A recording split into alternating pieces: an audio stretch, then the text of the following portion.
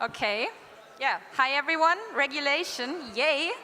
If you're producing a carbon-intensive product, and I'm assuming, given the scope of the event, most people here are, you're very likely already subject to the EU emission trading system. This is a mechanism that essentially limits the amount of emissions and also charges heavy emitters for them.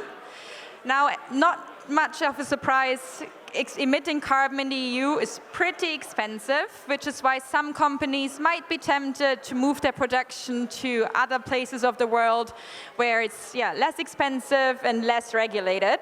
To prevent this form of carbon leakage, the EU introduced a mechanism called Carbon Border Adjustment Mechanism, or CBAM, in October.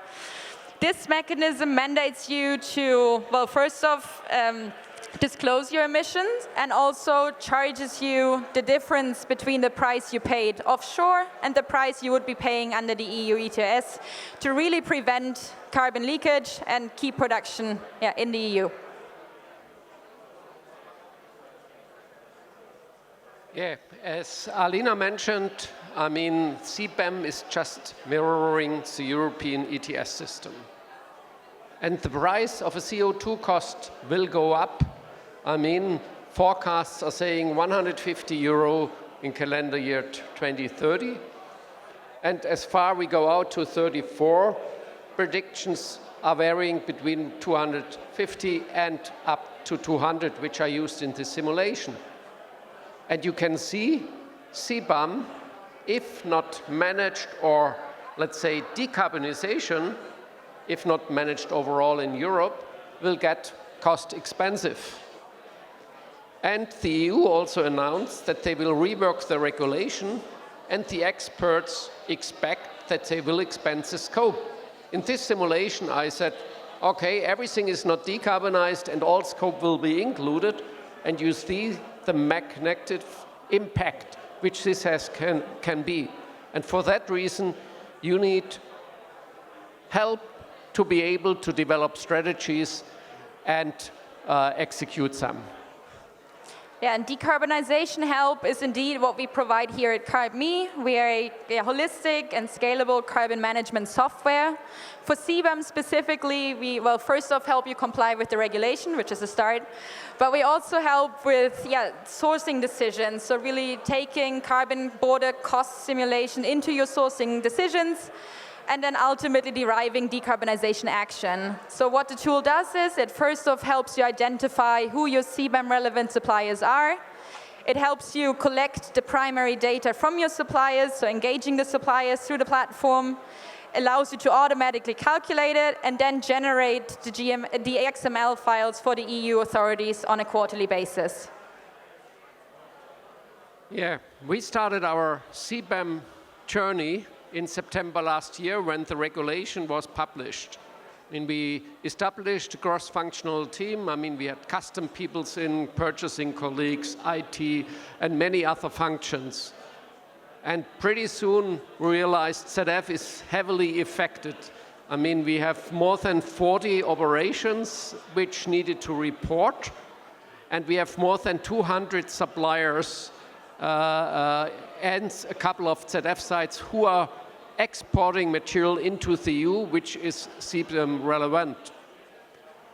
And in the process of analyzing that, we came to we said we like to get help from outside, and we looked in December at, started with 8 different companies.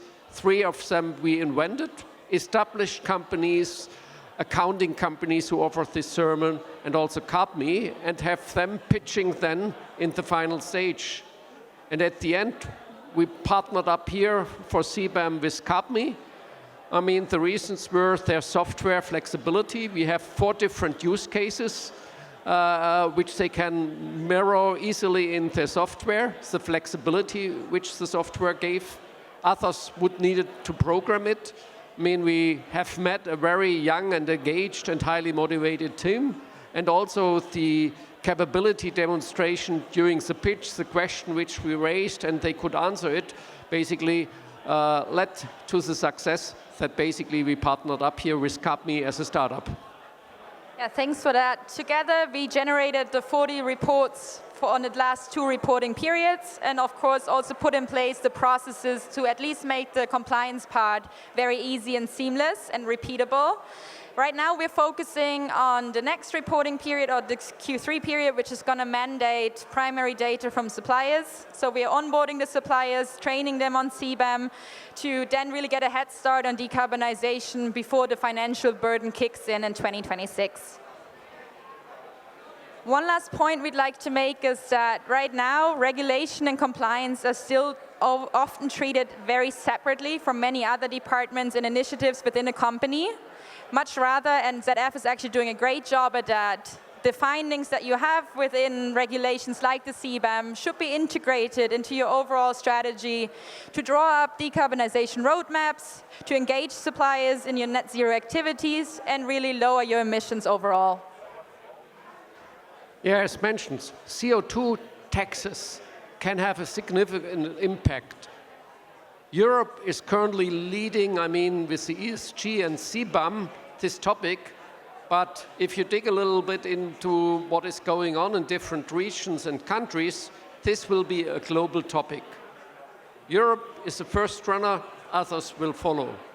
And for that reason, you need to know where are your emissions on a supplier level, on a product level. You need to understand the tax schemes. You need to understand which emissions are getting taxed, which is not equal to a PCF, which you may receive from your supplier, in order to develop then clever decarbonization strategy. The answer, oh, let's localize everything into Europe, is the wrong answer. And we will feel very, let's say, happy to having carbmee as a partner on our side and looking forward on the future journey which we have with them. Thank you. Thank you.